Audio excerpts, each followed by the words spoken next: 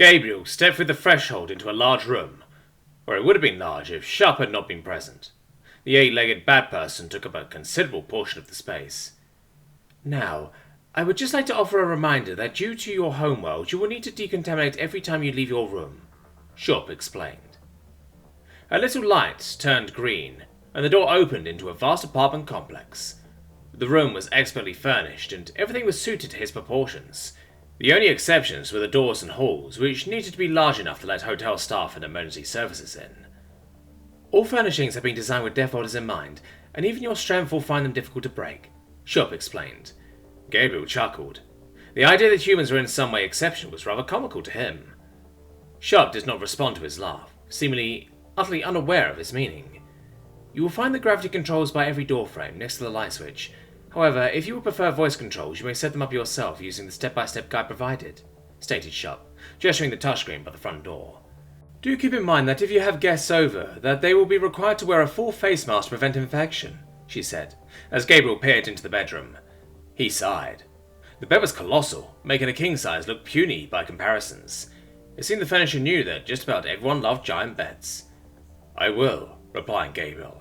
As he walked to the large windows, they reached from the floor to the ceiling, allowing an unobstructed view of the city below. The windows are tinted, allowing for total privacy. Visible, ultraviolet, and infrared cannot look into it, Sharp explained. I notice that there is no balcony, said Gabriel, pointing towards the sheer drop outside. We apologize, sir, but considering your nature, a single bacteria you carry could cause an epidemic that very few could tolerate. Therefore, your room is kept sealed from the outside. I understand, and my name is Gabriel, not sir, he stated, looking up at the Batwoman and into her beady eyes. Thank you, Gabriel. Do you have any questions? Asked Sharp. What about meals, considering my... Gabriel gestured to himself. Condition. Room service will provide any meal you request from our kitchens. We even have deaf-ordered chefs that can cook food most will find unbearable.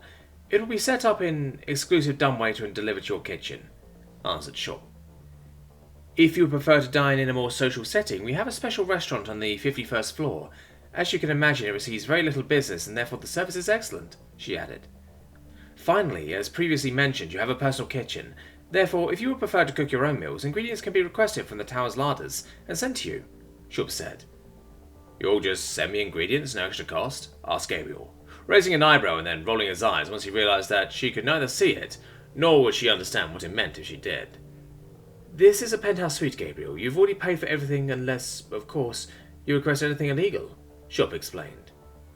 She then realized that what she had just said could be perceived as an insult, so she quickly added, I only mention it because certain items that would be completely pedestrian to you could be considered contraband on Minigrad.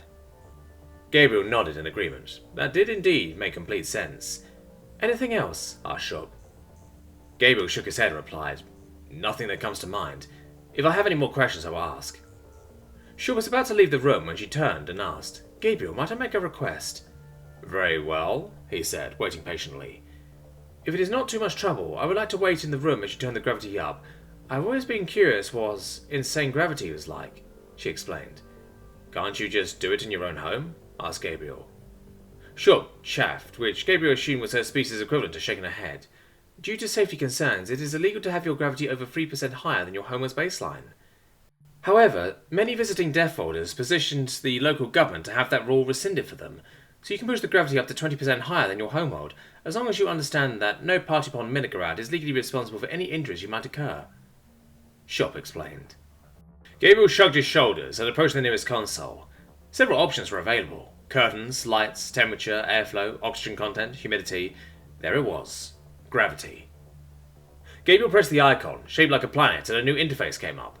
A simple slider with a positive sign on the left and a negative sign on the right. There was also a little marker on the slider which indicated Earth's gravity. He pushed the positive sign and slowly the gravity started to climb. He could feel the weight slowly build on his joints, and it became steadily more difficult to move. Gabriel enjoyed it. Low gravity was fun and all, but there was something comforting about having a proper weight on your shoulders. Wow, you people really live like this all the time back home? Asked Sharp. Gabriel could see that her legs were buckling slightly under her newfound weight, and her breathing was laboured. No, this is Galactic Standard 1G, which is about 20% less than my homeworld, Gabriel explained, and he began to tap the screen once again. With each tap, the gravity increased, and Sharp's body struggled more and more with it. She let out a gasp, and Gabriel realized he had pushed it too far. He immediately jabbed the slider, and dropped the gravity to a state even lower than when they first entered. Sorry about that. I should not have let it go as long as I did, Gabriel said, approaching the woman, making sure she was all right. No, it's fine. I asked her to do it. I shouldn't have tried to act tough, she replied, rubbing what Gabriel supposed must have been sore legs. Tshirt took in a few deep breaths and said, Thank you. I have something to impress my family with now. Gabriel glanced at the clock and realized that he had eaten up too much time. I don't mean to be rude, but if you are unharmed, I need to get ready for orientation. Sure also became aware that she left the front desk unattended and immediately headed for the exit. I'm so sorry, I should have realized, she said, apologizing profusely. It's fine. I still have plenty of time, he explained, trying to put her at ease.